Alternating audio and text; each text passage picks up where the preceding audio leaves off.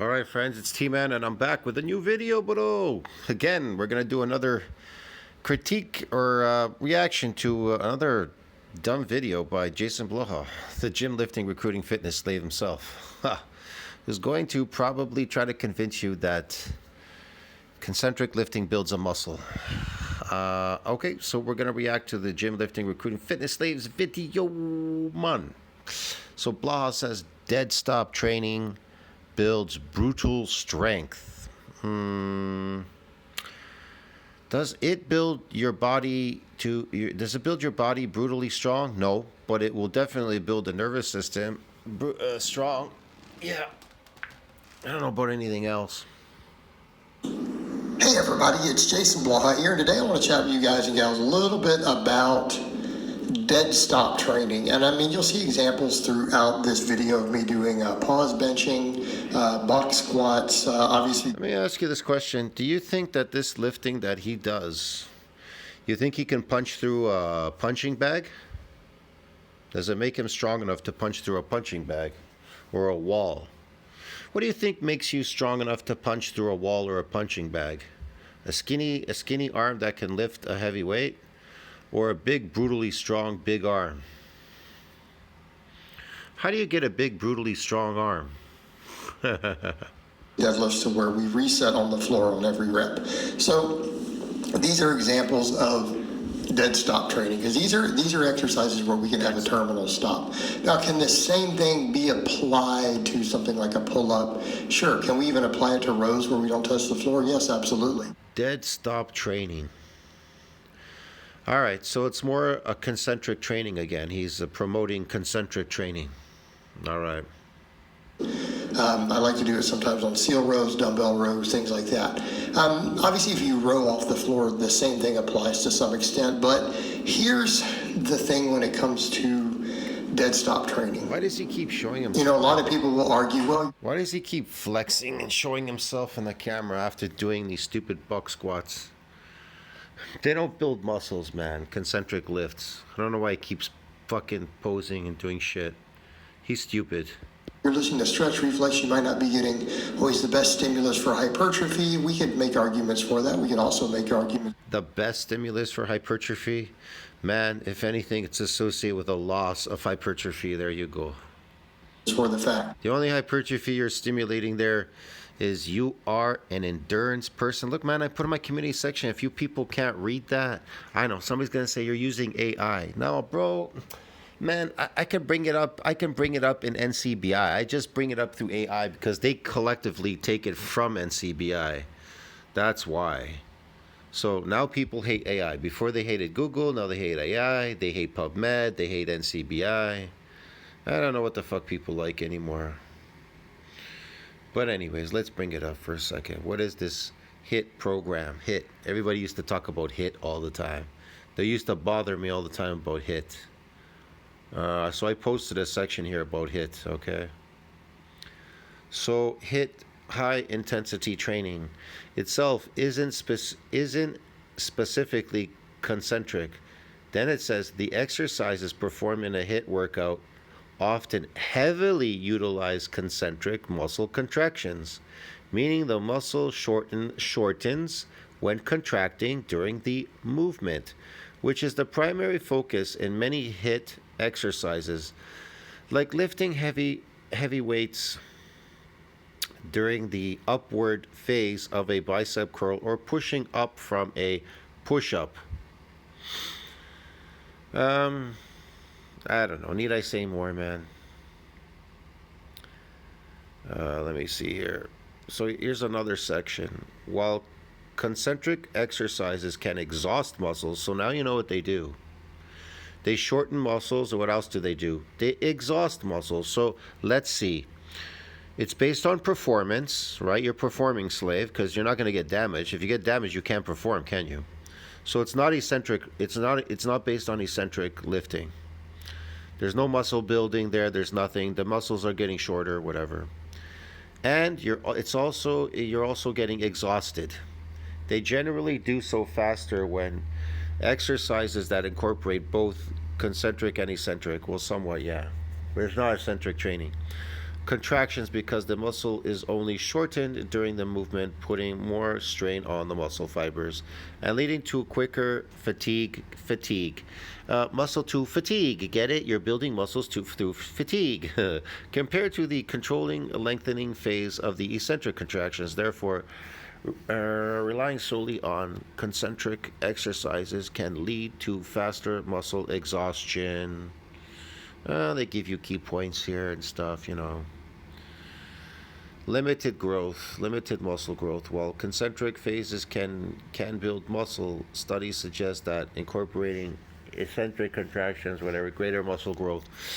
I don't know. They grow muscles? Not particularly. They can get wider. Maybe you can get some mass, but they really get short. Very minimal. I've never seen anybody getting big from concentric lifting, but that's just me, man. The people in the gym, but whatever.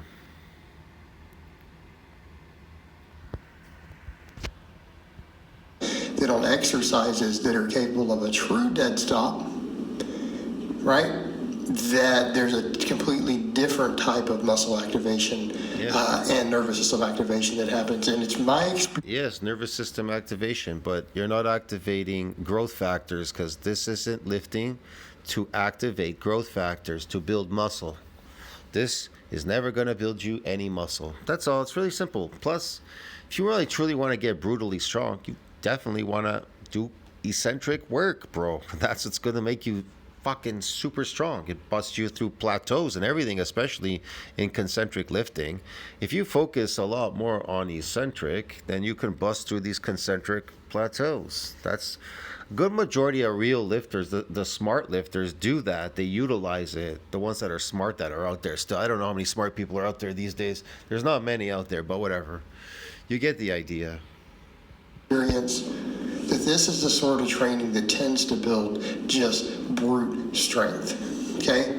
We build brute strength, not physical brute strength. It'll build nervous system strength, but it doesn't build you stronger. You can't punch through walls.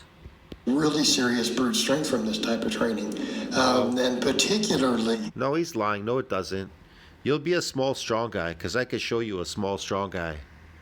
You want to see a small, strong guy that weighs like 170 pounds? He can lift a lot. You think he's strong? Let me show you. Let me see if I can find him. I think I saw him here. Here he is. I don't know. That's not. No, it's Larry Wheels. Wait. I don't know where he is right now. Hold on. Not this kid. This kid's funny too. And he's a fake. This kid's a fake.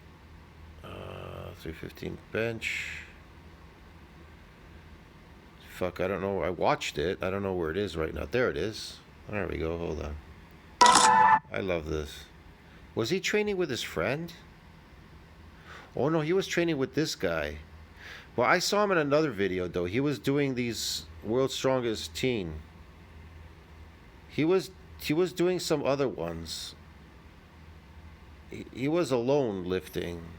Wait a second. He's here. He was here somewhere lifting alone. Shit. I don't know where he is now. Fuck me. Is it Gym Rat? No, it's not Gym Rat. Fuck, I don't know where it went. I know I just watched it last night. It's not Chris Herrera. Shit, I wish I knew where it was. Damn it. Getting massive with David Lave. That is so gay. David Lave is the fuck, bro. That lifting was funny. That was some weird garbage lifting. Fuck, I don't know where it is.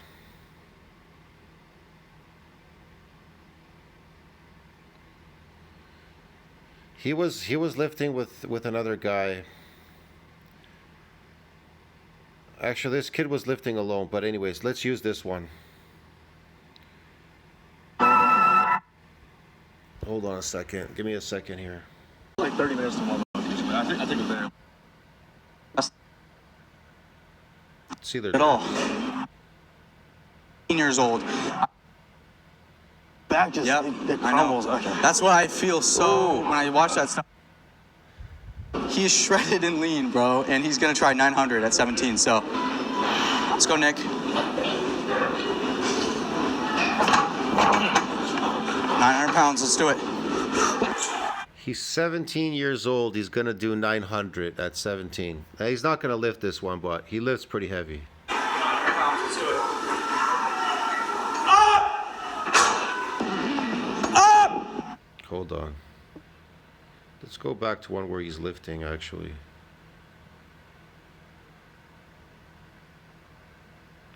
Here he is.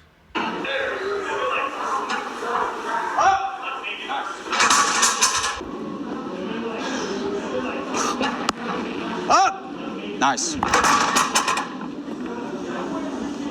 So there you go. Can people lift heavy things off the ground? Yeah, they can probably lift the most off the ground. Can he squat all of that? No, I really doubt it. He's not going to squat that. Can he press that OHP? No, definitely not. Can he pull? Yes, off the ground. See what I mean? Your pull is always going to be the strongest. Whatever you could pull is going to be the strongest on your body. That's why you should focus on a lot of pushing too, but pulling is definitely going to be your strongest suit. 17 years old, he's pulling that. Now, you think he's natural pulling this weight? This guy over here on the left, he takes steroids. They even talk about SARMs. They're even talking here about taking SARMs, doing weird shit, whatever. Do you think they're really that strong? If you saw this kid down the street, would you be scared of him, man? Right? If you built your body brutally strong, big and brutally strong, and you were tall and really big and strong, would you be scared of him because he could lift all that off the floor? See what I mean? He weighs 100 and I don't know. They say he weighs 170 or 80 pounds or 75 pounds. Would you be scared of him? See what I mean? That was... Doesn't feel that. So, does he look like he's brutally big and strong? No, but he's definitely strong at doing the deadlift. He's practiced at it. He could do it for 1 or 2 reps. Anyways, go back to Blaha. Play the new... Now, some of this incline is if I don't think I always pause every rep because incline's a little different. But, meaning it's a different lift than the bench press. But even then, I think the same thing I lost my spot. still applies. So what happens when we have things like controlled eccentrics like that, to where we come to a stop and then we drive it off? Okay? Right? But like the kid there that was doing the deadlifts, did he look like his body matched the amount of weight that he lifts? Why isn't his body getting bigger? He can lift all that heavy weight. Why doesn't his muscles get big to match the weight that he's lifting off the floor? Why? Why doesn't he build muscles lifting that heavy weight? Because concentric lifting doesn't build muscles. Drive it from a dead stop, from a pause. We have to engage the muscles quickly, right? See, in eccentric lifting, you're getting big with the weight. Listen, it works like this. You get bigger, you get stronger. And every time you overload the weight, you will get bigger and you will get stronger, and then you can overload the weight again. You grow with the weight in eccentric exercise. That's how you know you're building muscle. But in concentric lifting, it doesn't build muscles. Not really. There's some, I would say, very minute. There's something going on there, but very minute. It's very minute. And like I said, you're not really building muscles doing concentric lifting. See what I mean? You're not growing with the weight, because how did he get to that lift of like 800 pounds? How did he get there to lift 800 pounds off the floor? How did he get there? Well, you have to get there By doing what? By overloading it. Incrementally, you have to keep lifting heavier and heavier, right? Okay, so why isn't his body growing with the weight? Why, when people do eccentric lifting, their bodies are growing with the weight? See what I mean? But how about in concentric lifting, no bodies are growing with the weight? You know, that's why people complain. I got a stronger, but I never got a bigger, because a stronger doesn't make you bigger. What makes you bigger, you get bigger, then you get stronger. You get bigger first. You lift weights, and then you get bigger, and then you get stronger. You don't get stronger and then you get bigger. That's stupid. That's what people like Blaha says. Oh, get strong and you're gonna get big. Massive Iron. He says that shit. He says get strong and you'll get big. You get a stronger, you'll get a bigger. That's the dumbest shit I've ever heard. You understand me? How stupid that is? Words. It's one thing when you use a stretch reflex because then you use a rebound to cause a muscle fiber. The eyes don't lie. To recruit, right? That's one thing, called a myotatic reflex. And with a myotatic reflex, a stretch reflex, in theory, it does make a muscle potentially contract harder at the top. There's been some data suggesting that over the decades, right? So that stretch reflex is something. But the dead stop. The difference here is that you're recruiting more motor units. But guess what? You're recruiting you're recruiting a lot of motor units to pull that weight.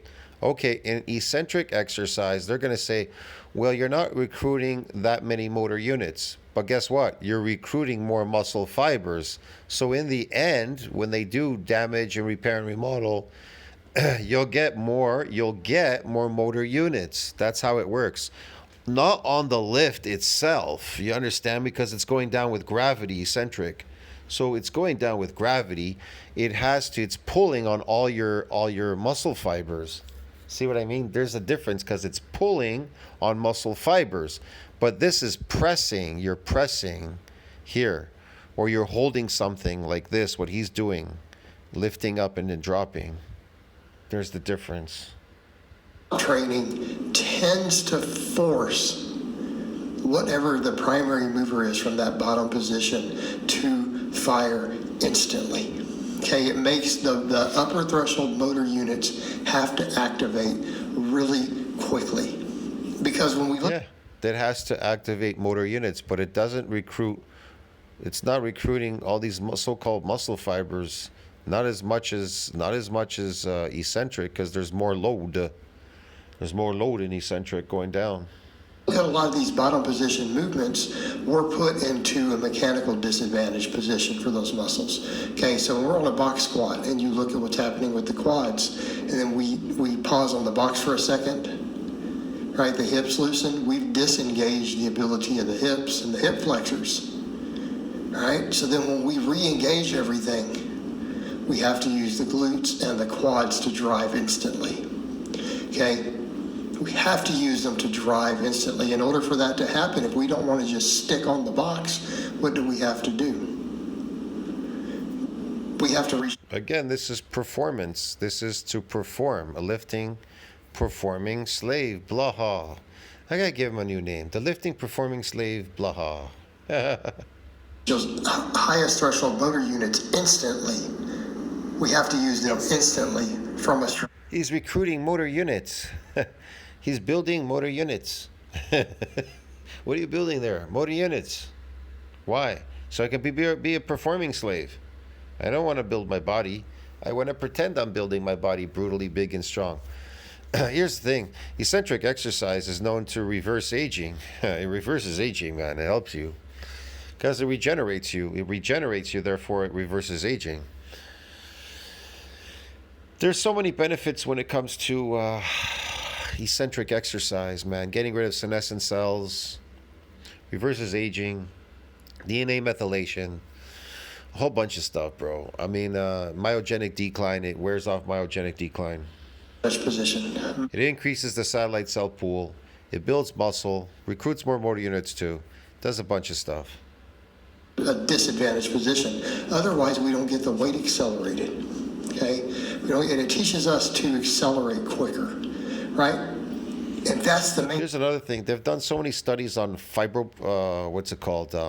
myoblasts, which are differentiated from the satellite cell when you damage muscle fibers.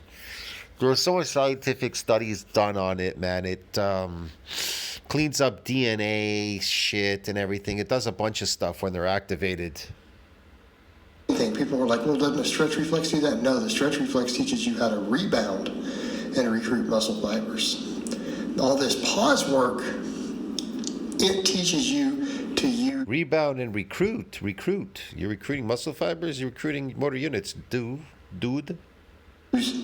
muscle fibers to build faster speed immediately because you have no speed going. So again, if the highest threshold muscle fibers are not activated quickly enough, we can't build enough momentum. Okay, 3 reasons why the best remote starter is actually your. we can't build enough momentum. Okay, we can't build enough momentum to have anything left to follow through as we start coming up. So by doing all of this, and we come to those pauses on everything, and on benching, some of these are a little slower, a little bit faster pauses. A lot of times if we start doing long pauses, like on that last rep there, right, we take that little bit longer of a pause. Yeah, okay. Okay, it forces the pectorals to fire faster, because if they don't, we don't get enough. Takes the pectorals to fire a little faster. Yeah, okay. Speed to finish the rep. And we don't get enough speed to finish the rep. Because again, we have to get the momentum. But the problem is we don't have the momentum coming from an external source. There's no bounce, there's no squish. We're using pure muscle to do it. There's no balance, there's no squish. We're using pure balance to what? Pure muscle to do this? So even then, like we're doing something like that with those long pauses, we may not be getting as much leg drive. So same thing with this incline, right? These are all controlled. There's no bounce, right? Come to a dead stop. Leg drive? There's no bouncer because it's not heavy. Huh. And then drive, right? So on these, when you pause like that with a fairly heavy weight, it looks slow, doesn't it? That's not going to do anything, man. And if you were using a lightweight, that would explode up. But we don't have that option because it's too heavy. Well, heavy for different people. For me, 225 is fairly heavy on an incline. I'm not as strong as some guys out there. I'm an old man. So to me, 225 on a 45-degree incline is actually pretty dang heavy. Most I've Didn't pause. He didn't pose this time. ever hit is 10 reps with it. So on a really, really good day, the same thing, we do these box squats. You got like 500 pounds on here. You have to fire everything. Yeah. And if you don't, you won't get the weight moving. Yeah. Same thing with your depth. If you don't fire everything, you won't get the weight moving. No, really? You don't say blaha. That's just why the deadlift is such a test of brute strength. We have to fire everything quickly. The deadlift is a test of brute strength. Yeah. I mean, eventually you'll look, man. If you focus on eccentric exercise, building your body brutally big and strong, you'll never get injured, and you'll be good at doing deadlifts and everything else. If you're a patient person, you gotta be somewhat patient. It takes time to build muscle, to build a body. But listen, man, if you want to be a lifting slave, recruiting these motor units every day in the gym, well, go ahead. You're just a performing slave now. And don't complain about not building muscles or why your body's not growing and a bunch of bullshit. Bodies don't grow from this shit, okay? Unless, like I said, unless there were some micro tears. The only way that a concentric exercise can make a muscle grow is if there's some minute micro tears in there. And maybe you might get some. Very minimal. And I don't know. It depends on how many repetitions and sets you're doing. Squeezing ass cheeks. More ass cheeks you squeeze, it's a possibility. Maybe something will give. I don't know, but I really doubt it. It's doubtable, man. It just is not happening, bro. It's just not happening. Whatever, man. It's not happening for anybody in the gym, and definitely not Blaha. So this is how we develop power. Okay? These sorts of training build power. They build high rates of force production to where... That's what eccentric does. It builds high rates of power It's associated with strength, power, speed, and performance. High rates of power and strength. That's what it does. And it makes you big and brutally strong. But this doesn't make you big, brutally strong. This just makes you good at lifting these weights.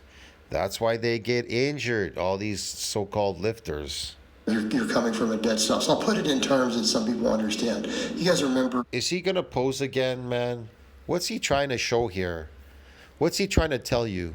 That he did this shit and this shit somehow magically built a muscle? Man, he's so full of shit. Give me fucking break. A lot of asshole lifters do this. The concentric lifting people. This community that does concentric lifting. They go and they try to pose and show their body. They don't have any muscle, bro. This doesn't build muscles. It's just good fucking bullshit. Used to be this thing, used to see these martial arts tricks, and I'm not necessarily an expert in martial arts, by the way, so bear with me on that. Okay, bear with me. But you would see with a lot of martial artists, you would see, where they would do that little power punch. You saw Bruce Lee used to demonstrate it. Martial arts is exactly that what it is, an art. It's fake, okay? It's fake. It's a training to make you move your body in a certain way, doing certain patterns, movements, patterns, whatever. You get it? In a real fight or in a real war, you wouldn't use any martial arts. But it looks good. It looks good in movies. It looks good on TV and everything, but it isn't real. Nobody ever used martial arts when they were fighting, like in ancient times, people were fighting. They didn't use martial arts, okay? They fucking stabbed people, maimed people, beat people, whatever. They used objects and things. Who gives a shit about martial arts? That's what we're talking about, high rate of force production, to where you'd have his hand like 3 inches from someone and then punch and drive them down backwards into a chair. Okay? And he was not a big guy. Oh man, he's talking about Bruce Lee doing the 1-inch punch. That's so gay. Bruce Lee, whatever. I don't know what kind of program he used. The HIT program too? Fuck, he used HIT? Endurance and performance guy. Man, if you got a big, brutally big guy, he can punch through Bruce Lee. His fist would go right through his body, come out his back, and pull his spine out. Just like you've seen in those movies like Predator. You get these predators, they're massive, they're tall and big. They just rip people's spines out with their skull, man, and shit. They don't care. You understand the difference between big and strong and small and weak? But that's what we're looking at, rate of force production. This builds a different type of power. Yeah. Because it's that ability to turn power on instantly. Yes, Okay. you're building power, but did you get really brutally strong? No. That sort of strength is useful in contact sports. That sort of strength is useful out on a football field. It is? It's useful in the football field or contact sport? I think that real muscle is useful out there in those sports, that's for sure, if you're asking my opinion. Especially in football, you want to be massively big and strong. You don't want to be a small, strong guy lifting a heavy weight. See what I mean? In those sports. Well, it's insane.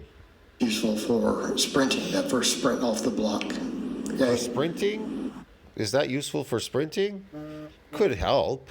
But definitely eccentric is much better for sprinting. Makes you faster. And leap off the blocks a lot quicker. But it's also useful for things like powerlifting and stuff. But it will get you strong and it'll get you jacked, right? This sort of training, keep in mind, do enough work with stuff like this. You'll get jacked. I mean, you can start doing 3 sets of flat bench and 3 sets of incline this way, for rep work, right? You'll build some pretty thick chests, maybe even some triceps. So again, it will also make you thick. It's valid hypertrophy training. It absolutely counts. But it builds brute strength. And again, it's just... Oh, brother, here we go again. What it does is it builds you better at doing these exercises. It doesn't build you brutally big and strong, strength or whatever. a different type of strength to be able to do these things from a dead stop. There you go. Different kind of strength. What kind of strength is this? Lifting a weight and dropping it. So I mean, the other things would be heavy glute bridges and stuff, right? Where you reset on the floor every time. That falls into that. Here's the thing: in an eccentric exercise, I do everything. I do like things like my arm. I have the weight pull on my arm backward, like in arm wrestling. So I make sure that the load pulls my arm backward as much as it can in an eccentric drop.